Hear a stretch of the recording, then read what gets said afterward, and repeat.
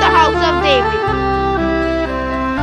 Lesson 12. My dear Father, I shall now continue my interesting story. It has been 8 weeks since we returned from Gilgal. For 5 weeks after returning, we heard nothing of Jesus, until John and Lazarus came to the house of Rabbi Amos. "Have you found Jesus?" I asked. "Yes, I found him in the desert, after days of painful search," replied John. "I saw him upon his knees and heard his voice in prayer. I laid down the food and water I had brought for him and heard him groan in spirit. He seemed to be speaking to some invisible evil beings. 'Rabbi, good master,' John called to him.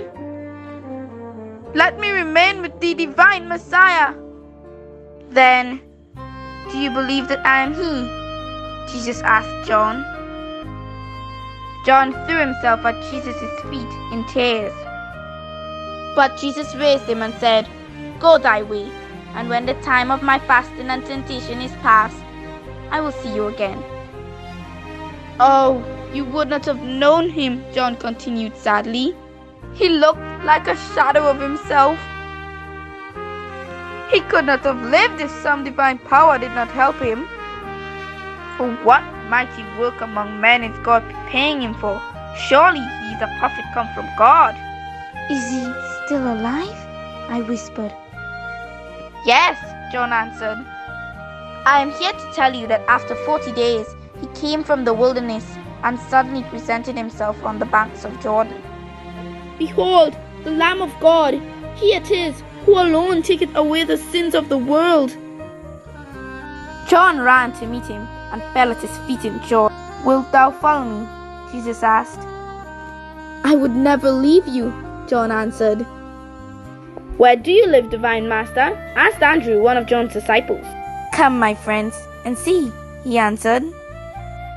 And they followed with great joy. He entered the village of Bethabara and the house of a widow, and went in. We followed him. 'One day in his presence I grew wise,' John said. 'His words filled the soul like new wine, and made the heart glad.' The next day he wished to go to Galilee, and then on to Nazareth, where his mother liveth.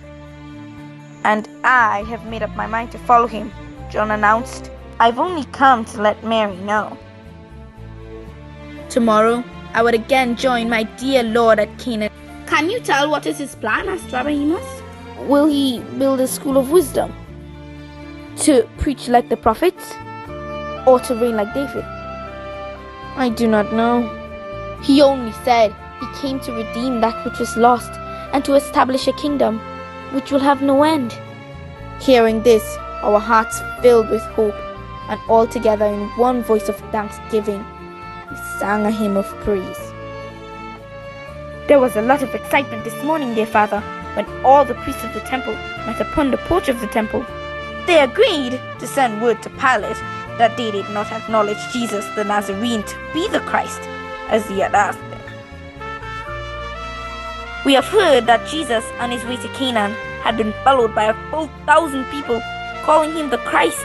So you see, dear Father, that this divine person is already taken hold of the hearts of the people.